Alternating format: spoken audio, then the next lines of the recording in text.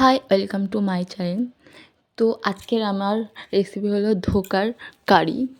এ ধোকা সে ধোকা নয়, সাউথ ইন্ডিয়ান নয়, এটা বাঙালিদের একটা রেসিপি। চলুন আমি কিভাবে বানালাম আপনাদের সঙ্গে শেয়ার করি। তো এখানে আমি ছোলার ডাল নিয়ে নিয়েছি প্রায় 200 গ্রামের মতন। তো আগের দিন রাত থেকে তো আমি ভিজিয়ে রেখেছিলাম। আপনারা যদি না পারেন তাহলে 3-4 ঘন্টার জন্য ভিজিয়ে রাখতে পারেন।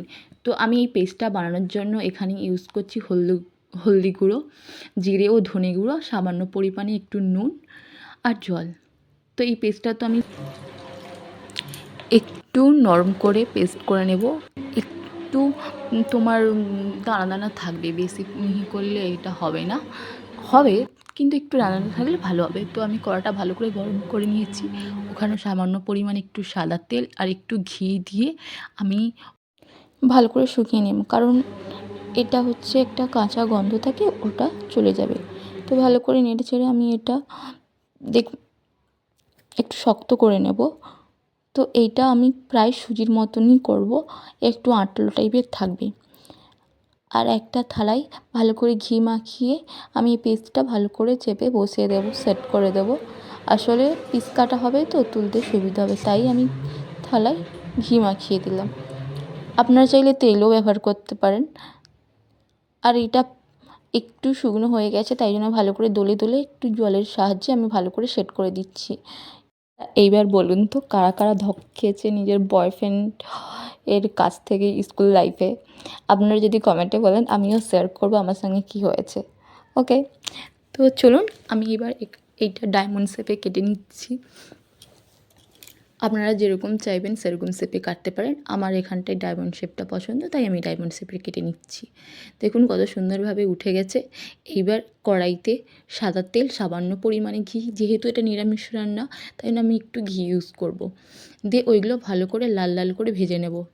এবার সবাই আমি এইভাবে কথা জিজ্ঞাসা করছি বলে যে কে ধোকা দিয়েছে বা কে না, প্লিজ খারাপ ভেবো না, জাস্ট আমি মজা করেই জিজ্ঞাসা করছি। আমার আসলে মনে হচ্ছে আমি এইভাবে কথা বললে আপনাদের সঙ্গে আমি কথা বলতে পারছি, তাই জন্য। একা থাকি তো বড্ড বড় লাগে। একা থাকি মানে বাড়িতে অনেকেই আছে, কিন্তু সে যে যার মতন সে তার ব্যস্ত, তাই। এই দেখ গল্প করতে করতে অনেকটাই এগিয়ে চলে এসছে।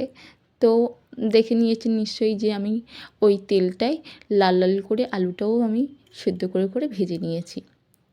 এইবার 2টো টমেটো নিচ্ছি, কারণ আমি 200 গ্রাম ডাল নিয়েছি, তাই আমি 2টো টমেটো নিচ্ছি। আপনারা পরিমাণ মতন টমেটোটা নেবে। আর আদা পেস্টটা অবশ্যই করবেন। আমার কাছে আদা পেস্টটা ছিল, তাই জন্য আমি আর করছি না। আমি আদা পেস্ট করে রেখে দিই ফ্রিজে।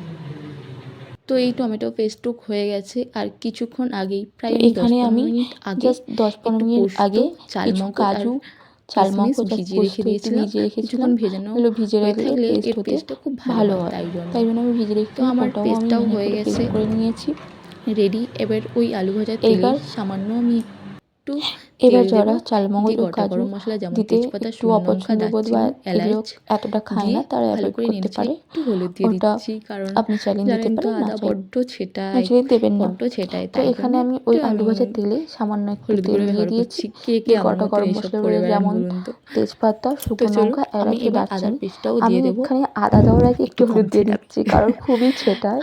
জানেন আমার তো কথায় অনেকে কি বড্ড বিরক্তি হয়, বিরক্তকর লাগে, তাই আমি জন্য আমি জানি এটা না কেন দেখেছি হালকা একটু আমার হলুদ কথা দিলে না বলতে ভালো লাগে। কম ছেটায়, তাই জন্য আমি একটু যদি হলুদ দিয়ে বিরক্তি হও দিয়েছি। সেটাও কমেন্টে দেখবেন, জানিয়ে দিও। দেবেন, তো এবার আমি অনেকটা টমেটোর হেল্প হবে। পেস্টটাও তো দিয়ে এখানে আমি দিয়েছি। টমেটোর টমেটো পেস্টটাও পেস্টটা দিয়ে হালকা নেড়ে কিছুক্ষণ ছেড়ে নাড়ার যখন পরে একটু দেখুন তেল একটু হালকা বেরিয়ে তেল আসবে, বাড়ানোর তখনই আমি পরেই কাজু কিন্তু আমি কাজু কিশমিশের পেস্টটাও কিশমিশের দিয়ে দিয়েছি। পেস্টটা দিয়েছি। এখানে গুঁড়ো গরম সরি, মশলা যেমন কিশমিশ নয়, হলুদ গুঁড়ো, কাজু, লঙ্কা গুঁড়ো, চালমগজ আর জিরে পোস্ত। ধনে গুঁড়ো, মানুষ মাত্রই হালকা তো ভুল হয় বলুন। একটু আমি চিনি ইউজ করছি। আমি এই আমি এত বড্ড কথা বলছি, ওদিকে আপনাদের কম ডিস্টার্ব হচ্ছে মিষ্টি নাকি? খাই, আমার চিনি টিনি থোড়ি না, আমি তরকারিতে বলে দিচ্ছি। সচরাচর তো পছন্দ আমি গুঁড়ো নয়, মশলা যেমন কিন্তু তাও হলুদ এটা গুঁড়ো, লঙ্কা একটু গুঁড়ো, নিরামিষে একটু জিরে চিনি তো ধনে গুঁড়ো, দিতেই হবে। হালকা তো পরিমাণে একটু একটু বেশি চিনি, করেই হচ্ছে জল দেবেন, কারণ সামান্য ডালের একটু বড়া নুন তো আমি দিয়ে দিয়েছি। অনেকটাই টেনে নেয়। এবার আমি তো ঢাকা এই দিয়েছিলাম কিছুক্ষণ, ধোকার একটু ব্যাপারটা বেশি জল দেবে, ঠিক আছে? কেমন কারণ ওটা হয়েছে ডাল এবং থাকে তো, কেমন ডালটা লেগেছে অনেকটাই ধোকার কারি টেনে নেয়, পুরো অবশ্যই পতপতে হয়ে আমাকে যায়, তাই জন্য জানাবেন। একটু আশা পাতলা করছি করে আপনাদের সবার করবে, ভালো লাগবে একটু এই বেশি পাতলা রেসিপিটা। করে করবে, কিছুক্ষণ পরে নিরামিষের একা দিনে একাই মোটা হয়ে অবশ্যই গেছে। জমে যাবে। তো আর নামানোর অবশ্যই আগে আমি এখানে নামানোর আগে গরম গরম মশলা দিয়ে মশলা দিয়েছি, আর এটা আমি একটু ঘরে বানাই। সামান্য তো ঘরে